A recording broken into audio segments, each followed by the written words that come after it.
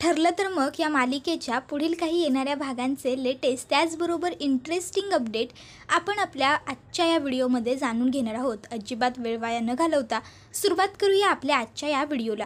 तर आता आपण इथे असं पाहणार आहोत की सायली आणि कल्पना ह्या दोघींना एक करण्यासाठी आता अर्जुनने एक नवीन प्लॅन रचलेला आहे आणि तो म्हणजे सायलीला इतर कोणीही वाईट बोललेलं आता कल्पनाला सहन होणार नाही। त्यामुळे आता कल्पनाला जर सायलीबरोबर जवळ आणायचं आहे, त्यांची एकी घडवून आणायची आहे, तर मग आता सायलीचा छळ करायचा, सायलीला घालून पाडून बोलायचं आणि मग कल्पना स्वतःहूनच मध्यस्थी करायला मध्ये पडेल आणि त्या दोघींची एकी होईल। आता हे सगळं जर करायचं असेल तर अर्जुनने हाताशी धरलेलं असतं प्रताप आणि अस्मिताला। आता प्रताप आणि अस्मिताला तो सांगत असतो की तुम्ही दोघंजणं मिळून सायलीबरोबर वाईट वागा, तिला घालून पाडून बोला, सतत तिला त्रास द्या, इतका वनवसाना तिला की म्हणजे तीसुद्धा तुम्हा दोघांना कंटाळली पाहिजे आणि मम्माला तिची दया आली पाहिजे, मम्मा स्वतःहून तुमच्याशी बोलेल। त्यावर प्रताप म्हणतोय, का रे बाबा, का तू आम्हाला का तिचा छळ करायला लावतोय? तुला किती करायचं आहे तो कर ना, तू तुझ्या बायकोचा छळ। त्याबरोबर अर्जुन प्रतापला सांगत असतो, डॅड मी कसा ते करणार माझ्या बायकोचा, काय म्हणालात आता ते? त्यावर लगेचच आता अस्मिता म्हणते, व्हायलेन्स, तुझ्या भाषेत व्हायलेन्स रे। त्याबरोबर अर्जुन म्हणतो, डॅड अहो मी कसा व्हायलेन्स क्रिएट करणार, मॉमला डाऊट येईल ना माझ्यावरती। अहो मी जर तिला सतवलं तर मम्माला लगेच कळेल, पण तुम्ही जर तिला सतवलत ना तर मम्माला कळणारच नाही। त्याबरोबर लगेचच आता अस्मिता म्हणते, म्हणजे? त्यावर अर्जुन म्हणतो, मी जेव्हा सायलीबरोबर कॉन्ट्रॅक्ट मॅरेज केलं होतं तेव्हासुद्धा मी तिला त्रास दिला नव्हता, तेव्हासुद्धा मी कायम तिच्या सपोर्टमध्ये उभं राहायचो आणि आता मी तिच्याशी लग्न केल्यापासून तर तिच्याशी एकदाही भांडलेलं सुद्धा नाही आहे। मग जर मी तिच्याशी आत्ता अचानक भांडायला लागलो, तिला त्रास द्यायला लागलो, व्हायलेन्स क्रिएट करायला लागलो, तर मग मात्र मम्माला डाऊट येईलच ना। म्हणून मी म्हणतोय की तुम्ही भांडण करा सायलीबरोबर, तुम्ही तिला त्रास द्या। जर तुम्ही तिला त्रास दिलात ना तर मम्माला कळणार की तुम्ही मुद्दामून तिला छळताय, तुम्ही तिला उगाचच्या उगाच बोलताय आणि मम्माला कोणालाही उगाच त्रास दिलेला अजिबात आवडत नाही आणि त्यातून सायलीला बळाने त्रास दिलात तर तिला अजिबातच आवडणार नाही। मग ती स्वतःहूनच तुम्हाला बोलेल आणि एकदा का मम्मा तुम्हाला बोलली की मग तुम्हीच तिला बोला की तू कशाला मध्ये पडतेस, आम्ही आमच्या सुनेला बोलतोय, अस्मिताई तू बोल, मी माझ्या नंदीला भाऊसाईला बोलते। त्याबरोबर लगेचच अस्मिता म्हणते, अच्छा म्हणजे मम्माशी पंगा? त्याबरोबर अर्जुन लगेचच म्हणत असतो, घ्यावा लागेल अस्मिताई, रिस्क घेऊ तेव्हाच प्रॉफिटमध्ये येऊ। त्याबरोबर अस्मिता म्हणते, अरे अर्जुन रिस्क घेऊ प्रॉफिटमध्ये येऊ सगळं पटतंय मला, पण ऑलरेडी मम्मा अश्विनमुळे खूप डिस्टर्ब आहे, त्यामध्ये जर मी अशी काही माती खाल्ली ना तर मम्मा मला पकडून मारेल। त्याबरोबर अर्जुन म्हणतो, असं काही नाही होणार अस्मिताई, तू माझी साथ देणार आहेस की नाही, तुला वाटतंय की नाही मम्माने आणि सायलीने एक व्हावं? त्याबरोबर लगेचच अस्मिताताई म्हणते, ठीक आहे, जर तुला एवढा कॉन्फिडन्स आहे ना तुझ्या बकवास प्लॅनवरती तर मी करते तुला मदत, पण अर्जुन जर तुझा हा प्लॅन फसला ना तर लक्षात ठेवा तू मी काय करेन ते, अस्मिताई आहे मी। त्याबरोबर लगेचच अर्जुन म्हणतो, ओके डन। त्यावर लगेचच अस्मिता म्हणते, पण मग आता मला सायलीला त्रास देण्यासाठी नेमकं करावं काय लागेल, काय करू ते सुद्धा आता तूच सांग, एवढा प्लॅन तर तू फालतू बनवलाच आहेस।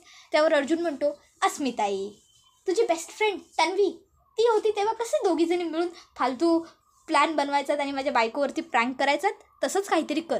आता मात्र अस्मिताला वाईट वाटतं अर्जुनने असं म्हटल्याबरोबर, तसंच अर्जुनच्या ही गोष्ट लक्षात येते। अर्जुन म्हणतो, अगं म्हणजे बघ ना, कर ना काहीतरी, आता मी काय सांगू, बळेने स्वतःच्या अंगावरती चहा वगैरे घे सांडून आणि टाक माझ्या बायकोच्या अंगावर, बळेने काहीतरी खाली पाडून बिडून दे, सांडून टाक आणि टाक माझ्या बायकोच्या अंगावर, सांडलोट कर, काहीतरी खराबी कर, ते सगळं माझ्या बायकोवरती ढकल।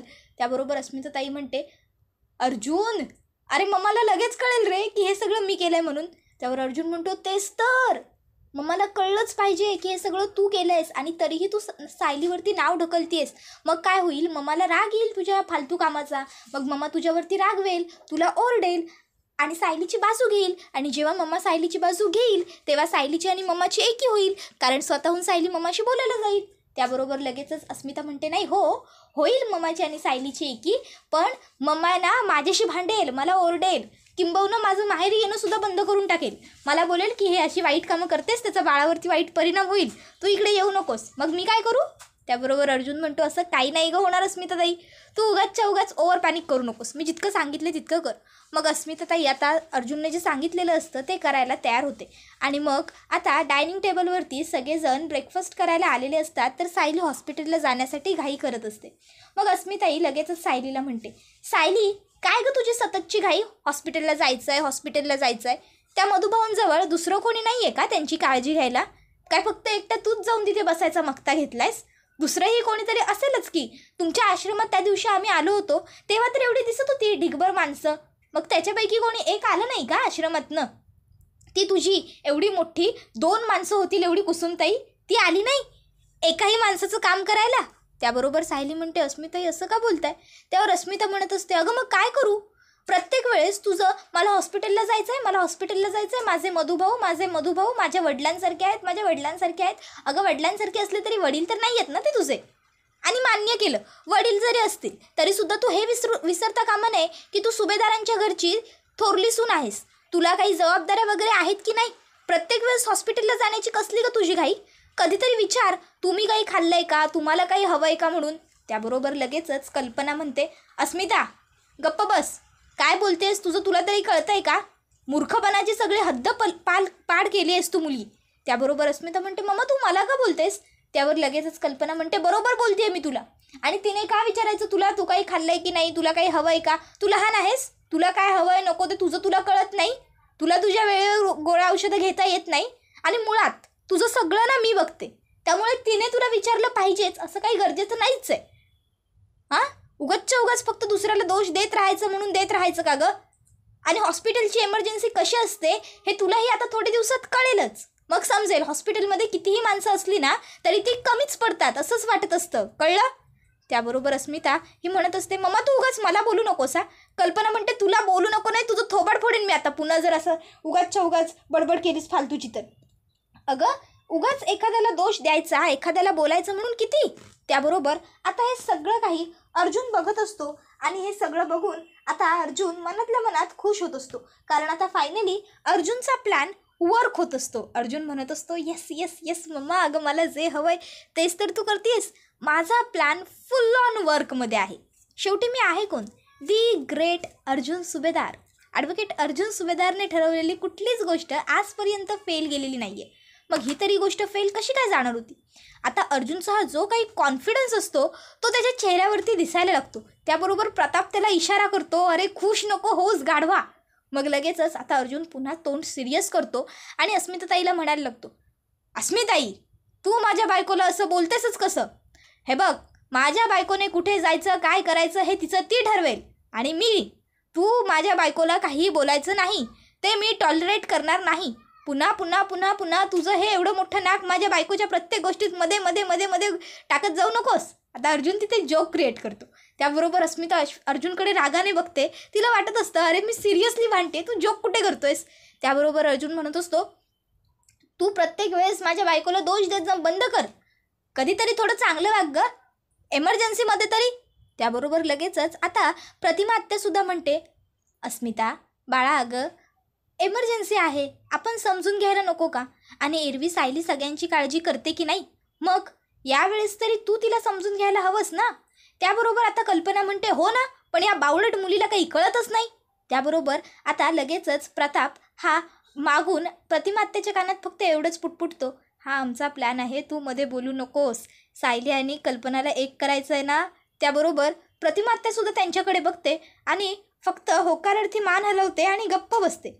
तर इथे आता कल्पना म्हणत असते, बघ ती प्रतिमा, तिची तब्येत बरी नसते तरी तिला सुद्धा कळतं, ती तर बिचारी सर्व गोष्टी विसरते, तरीसुद्धा ती हे लक्षात ठेवलंय तिने की सायलीचे मधुभाऊ आजारी आहेत, त्यांना बरं नाही आहे, सायलीला आपण सपोर्ट केला पाहिजे. आणि एक तू गरोदर आहेस की आजारी तेच कळत नाही. गरोदर राहण्याच्या अगोदर पण तुझं हेच वनवस, मला हे द्या, मला ते द्या, माझं असं करा, माझं तसं करा. अस्मिता लहान आहेस का गं तू? लहान मुलंसुद्धा एवढे हट्ट करत नाही जागेवर बसून जितके तुझे हट्ट असतात. बरं ते हट्ट पुरवायला मी आहे, विमल आहे, पूर्णाई आहेत, तरीही तुला सायली कशाला हवी असते तुझ्या जवळपास? पुन्हा जर तू सायलीच्या नादी लागलीस ना तर खरंच तुझं माहेरी येणं बंद करे ना मी. ती तुझी वहिनी आहे, भावाची बायको आहे तुझ्या. फक्त उगाच तिला ऑर्डर सोडत जाऊ नकोस, मान राखत जा तिचा आता. त्याबरोबर आता कल्पना ती तुझी वहिनी आहे, मोठ्या भावाची बायको आहे, या घरची सून आहे, ही जी काही वाक्य बोललेली असते त्या वाक्यांमुळे सायली जी काही जबरदस्त खुश झालेली असते, म्हणजे अगदी सायलीचा आनंद गगनात मावेना इतका आनंद सायलीला झालेला असतो. पण मग आता कल्पनाच्या लक्षात येतं की अरे रे, आपण आता काहीतरी वेगळं आणि जास्त बोलतोय. त्याबरोबर कल्पना गप्प बसते. तर सायली लगेचच अस्मिताला म्हणायला लागते, अस्मिताताई माफ करा मला, अहो मधुभाऊंची तब्येत बरी नाही आहे ना, त्यामुळे माझं सगळं लक्ष फक्त मधुभाऊंवरती केंद्रित झालं आहे. पण सॉरी, तुम्ही बोलताय ते बरोबर आहे, मी घरातली जबाबदारी झटकून चालणार नाहीच आहे. तुम्ही काळजी नका करू, तुम्हाला माझ्या हातचं थालीपीठ खायचं आहे ना, मी ताबडतोब थालीपीठाचं पीठ कालवायला घेते, लगेच तुम्हाला मस्त गरम गरम कुरकुरीत थालीपीठ बनवून खायला देते. आणि मग आता सायली लगेचच कमरेला पदर खोसते, विमलला सांगते, विमलताई एक काम करा, गव्हाचं पीठ, तांदळाचं पीठ, मक्याचं पीठ, चण्याचं पीठ, बाजरीचं पीठ, ज्वारीचं पीठ सगळं काढायला घ्या आणि थोडा कांदा टोमॅटोसुद्धा चिरायला घ्या. त्याबरोबर लगेचच कल्पना म्हणते, जागेवर थांब. सायली तिथेच उभी राहते आणि म्हणते, काय झालं आई? त्याबरोबर कल्पना तिला सांगते, तुला हॉस्पिटलमध्ये जायचं आहे ना, गुपचूप इथे बस, नाश्ता कर आणि तुझी तू निघ. त्याबरोबर अर्जुन म्हणत असतो, अरे मम्मा असं कसं बोलतेस तू? अस्मिताताई प्रेग्नंट आहे, अस्मिताताईला जर काहीतरी खाण्याची इच्छा झाली आहे तर ते काय म्हणता तुम्ही बायका, अरे डोळा लागलाय ना तिला. त्याबरोबर सायली अर्जुनकडे रागाने बघते. तर अर्जुन म्हणतो, अरे क्रेविंग होतात ना यार, त्याला काय म्हणता तुम्ही बायका मराठीत? त्यावर कल्पना म्हणते, डोहाळे असं म्हणतात अर्जुन त्याला. त्यावर अर्जुन म्हणतो, हां तेच ते, जे काही असेल ते लागलं असेल ना आता अस्मिताईला, मग तिचं मन कसं मोडायचं आपण? त्याबरोबर लगेचच प्रतिमा आत्या म्हणायला लागते, अर्जुन अस्मिताचं मन नाहीच मोडणार आम्ही अस्मिताला नंतर खायला करून घालू, पण सायलीला आत्ता हॉस्पिटलला जाणं गरजेचं आहे की नाही, मग सायलीला जाऊ देत ना. त्याबरोबर आता अर्जुन लगेचच प्रतिमा आत्याला डोळ्याने खुणवतो की तू बाजू घेऊ नकोस सायलीची. त्याबरोबर लगेचच प्रतिमा आत्याच्या लक्षात येतं आणि प्रतिमा आत्यासुद्धा म्हणायला लागते की पण तिला सायलीच्याच हातचं खावं वाटतंय ना. हो ना गं अस्मिता, सायलीच्याच हातचं खायचं आहे का गं बाळा तुला? त्यावर अस्मिता मान हलवून होकार देते. मग लगेचच प्रतिमा आत्या म्हणते, मग आता पर्याय नाही आहे, सायलीला करावं लागेल. काय गं, प्रत्येकीच्या हाताची चव वेगवेगळी असते ना. त्यावर अर्जुन म्हणतो, एक्झॅक्टली बायको, करून दे तू माझ्या अस्मिताईला आता ते काय असतं ते. त्यावर सायली म्हणते, थालीपीठ. अर्जुन म्हणतो, हां तेच ते, करून दे थालीपीठ माझ्या अस्मिताताईला, शेवटी तिच्या बाळाचा प्रश्न आहे ना, तिला तिच्या बाळाला खावंच वाटत असेल. हो ना गं अस्मिताई. त्यावर अस्मिता लगेचच म्हणते की हो ना रे अर्जुन, बघ ना ही मम्मा, हिला काही कळतच नाही. त्यावर लगेच कल्पना म्हणते, हो मला काही कळतच नाही, मला कुठे मुलं आहेत, फक्त तूच आई होणार आहेस ना आत्ता नवीन. त्याबरोबर मग मात्र अस्मिता गप्प बसते. आता खरं तर प्रतापला आणि अर्जुनला हे सगळं बघून खूप हसायला येत असतं. अर्जुन तर आता खूप हसत असतो, त्याला वाटत असतं की सगळं किया करा तर माझंच आहे, पण मी असं भासवतोय जसं की मला यातलं काही माहीतच नाही. अर्जुन म्हणत असतो, बायको कशाला उगाच तू अस्मिताईच्या तोंडाला लागतेस, ती उगाच तुझ्या पाठी किटकिट करतच राहील. त्यापेक्षा तू एक काम कर, पटकन जा, थालीपीठ बनव आणि तिला दे, तोपर्यंत मी ऑफिसला जायला निघतो. आता सायलीला कल्पनाने स्ट्रिक्टली वॉर्न केलेलं असतं, काही थालीपीठ वगैरे करायची गरज नाही आहे, तू तुझं सामान घे आणि निघ, तुला हॉस्पिटलला जायचं आहे ना, तू जा. त्याबरोबर आता सायली मी थालीपीठ बनवून जाते असं म्हणते आणि किचनमध्ये जाते. आज मात्र कल्पनाने तिची बाजू खूप प्रमाणात घेतलेली असते. आता तिच्याही मनात सायलीबद्दल चांगली जागा आहे हे आता सगळ्यांना कळून चुकलेलं असतं, सगळ्यांना दिसलेलं असतं. तर आता दुसरीकडे अर्जुन हा घराच्या बाहेर पडलेला असतो आणि तो आता पुन्हा एकदा कुसुम काकताईला भेटतो आणि आता तो तिला विचारतो की मला सायलीच्या लहानपणाचे काही फोटो वगैरे बघायचे होते, मिळतील का? त्यावर ती सांगते की आमच्या आश्रमात फोटो काढण्याची पद्धत नव्हती, त्यामुळे फोटो नाही आहेत, पण हां मी आश्रमात जाण्यापूर्वी मधुभाऊंचा, सायलीचा, दोघांचा एक फोटो आहे. ते दोघं जत्रेत गेले होते फिरायला, त्यावेळेस त्यांनी तो फोटो काढून आणला होता. सायलीने हट्ट धरला होता त्यावेळेस, म्हणून मधुभाऊंनी तो फोटो काढला होता असं मधुभाऊ सांगतात. तर तुम्ही आश्रमात जर गेलात ना तर तिथे कदाचित तुम्हाला तो फोटो भिंतीवरती लावलेला सापडेल. त्यावर अर्जुन म्हणतो, ठीक आहे, अमेझिंग. आणि मग आता अर्जुन गाडी घेऊन थेट येतो आश्रमात आल्याबरोबर सोमू, मानसी, रश्मी, गोलू लगेचच अर्जुनकडे येतात आणि मधुभाऊ कसे आहेत आता आमचे अशी चौकशी करायला लागतात.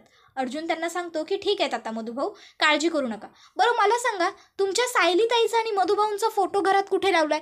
त्याबरोबर ती मुलं लगेचच अर्जुनच्या हाताला धरतात आणि अर्जुनला त्या फोटो समोर आणून उभं करतात. अर्जुन म्हणतो, हा तन्वीचा फोटो आहे, मला सायलीचा फोटो बघायचा आहे. त्यावर मुलं सांगतात की हाच सायलीताईचा फोटो आहे. मधुभाऊंनी एकदा आम्हाला हा फोटो दाखवला होता आणि सांगितलं होतं की सायलीताई तेव्हा खूप लहान होती आणि ती हट्ट धरत होती की मला जत्रेत जायचंच आहे, जत्रेत जायचंच आहे. आणि ही जत्रा आहे ना आमच्या घरापासून अगदी 10-15 मिनिटांच्या अंतरावर होती. सायलीताईने शाळेतून येताना ही जत्रा पाहिली होती. मग सायलीताईने मधुभाऊंकडे हट्ट धरला. मग जेव्हा मधुभाऊ तिला जत्रेत घेऊन गेले ना त्यावेळेस तिने आणखीन एक हट्ट केला की मला फोटो काढायचा आहे. मधुभाऊ तिला म्हणाले की तुझा एकटीचा काढ. तर ती म्हणाली नाही, मला तुमच्याच बरोबर फोटो काढायचा आहे. मग त्यावेळेस मधुभाऊंनी सायलीताई बरोबर हा फोटो काढला होता. त्याबरोबर अर्जुनला हे ऐकल्याच्या नंतर खूप मोठा धक्का बसलेला असतो. त्याच्या पायाखालची जमीन सरकलेली असते. तर मुलं म्हणत असतात, छान आहे ना अर्जुन भाऊजी आमच्या सायलीताईचा फोटो. अर्जुन भाऊजी बोला ना काहीतरी. अर्जुन मात्र काही बोलण्याच्या मनस्थितीत उरलेलाच नसतो. कारण आता त्याला कळतच नसतं की आपण काय बोलावं आणि कसं बोलावं. आता त्याला ही गोष्ट खरी कळलेली असते की सायली ही तन्वी. अर्जुन पुन्हा मुलांना विचारतो, मुलांनो नक्की ही सायलीताई आहे की तन्वीताई आहे? तन्वी म्हणजे प्रियाताई आहे. त्याबरोबर मुलं म्हणत असतात, नाही प्रियाताई नाही आहे ही. प्रियाताईने मधुभाऊंबरोबर कधीच फोटो नाही काढला. उलट तुम्हाला माहिती आहे का, आमच्या मधुभाऊंचा वाढदिवस होता ना तेव्हा सायलीताईने छान रव्याचा केक बनवला होता. तेव्हा सुद्धा आम्ही सगळ्यांनी केक कापला आणि सायलीताईच्या आणि कुसुमताईच्या मोबाईलवरती फोटोसुद्धा काढला होता. त्यावेळेस सुद्धा आम्ही तिला म्हणत होतो की तू सुद्धा ये प्रियाताई, तू सुद्धा ये. तर ती म्हणाली की मला नाही यायचं तुम्हा सगळ्यांच्यात. मी तुमच्या सगळ्यांच्यात वेगळी आहे आणि मी वेगळीच दिसणार. त्यामुळे तुम्हासारख्या लोकांच्या बरोबर मी फोटो वगैरे काढूच शकत नाही. ती कशाला काढेल मधुभाऊंबरोबर फोटो? त्याबरोबर लगेचच अर्जुन म्हणतो, म्हणजे हीच सायली आहे? त्याबरोबर मुलं म्हणतात, हो अर्जुन भाऊजी, कारण हा फोटो मधुभाऊ आम्हाला नेहमी दाखवतात. ज्या दिवशी ती जत्रा असते ना त्या प्रत्येक वर्षी मधुभाऊ हा फोटो बघतात आणि मधुभाऊंना त्या जत्रेची आठवण येते आणि मधुभाऊंना ती जत्रा आजही तशीच लक्षात आहे असं मधुभाऊ सांगतात आम्हाला. त्याबरोबर हे ऐकून अर्जुनला खूप मोठा धक्का बसलेला असतो. त्याला आता खरं कळून चुकलेलं असतं की सायली ही खरी तन्वी आहे आणि प्रतिमा आत्या आणि रविराज काका हे तिचे आई वडील आहेत. तर दुसरीकडे आता नागोबा ठरवतो की आपण आता ह्या म्हाताऱ्याला फार काळ जिवंत राहू देऊ शकत नाही. आपल्याला आता काहीही करून ह्या म्हाताऱ्याचा गेम खल्लास करावाच लागेल. मग त्यासाठी आता पुन्हा एकदा रिस्क घ्यावी लागली तरीसुद्धा 72. पण मला ह्या म्हाताऱ्याचा गेम आजच्या आज फिनिश करावाच लागेल. आणि मग आता नागोबा पुन्हा एकदा हॉस्पिटलमध्ये दाखल झालेला असतो. आता हॉस्पिटलमध्ये सायली, अर्जुन दोघांपैकी दोघंही नसतात. फक्त एकटी कुसुमताई असते. आता इकडे नागोबा विचार करतो, चला इकडे आता ही सायली पण नाही आहे आणि तो दीडशहाणा अर्जुन पण नाही आहे. आता ह्या मधुकर पाटलाचा काटा मी बरोबर काढतो. थेरड्या, मला खूप वनवस आणलायस तू, खूप त्रास दिलायस. आता नाही जर तुझं काम तमाम केलं ना तर नाव नाही सांगणार, नागराज. त्याबरोबर लगेचच आता इकडे नागराज हा मधुभाऊंच्या जवळ जायला लागतो. तर दुसरीकडे सायलीने आता अस्मिताला थालीपीठं बनवून दिलेली असतात. तर आता कल्पना ही अस्मिताला वॉर्न करते, पुन्हा उगाचच्या उगाच तिला सतवत जाऊ नकोस. ती काही बोलत नाही याचा तू गैरफायदा उचलू नकोस, समजलं तुला? त्यावरती म्हणते, पण मम्मा तुला तर हिच्याबद्दल काहीच वाटत नाही ना, मग तू का सारखी हिची बाजू घेतेस? त्याबरोबर मात्र आता कल्पना काही बोलत नाही. पण हा व्हिडिओ इथेच संपतो. व्हिडिओ आवडला तर व्हिडिओला लाईक करा. चॅनलवर नवीन असाल तर चॅनलला सबस्क्राईब करा आणि बेल आयकॉन आठवणीने प्रेस करा, जेणेकरून तुम्हाला पुढच्या प्रत्येक व्हिडिओचं नोटिफिकेशन मिळत जाईल आणि सर्व व्हिडिओंचा आनंद हा अगदी उत्तम पद्धतीने घेता येईल. आजच्या पुरतं इथेच थांबूया. पुढचा व्हिडिओ येईपर्यंत टाटा, बाय बाय, धन्यवाद, take care all of you.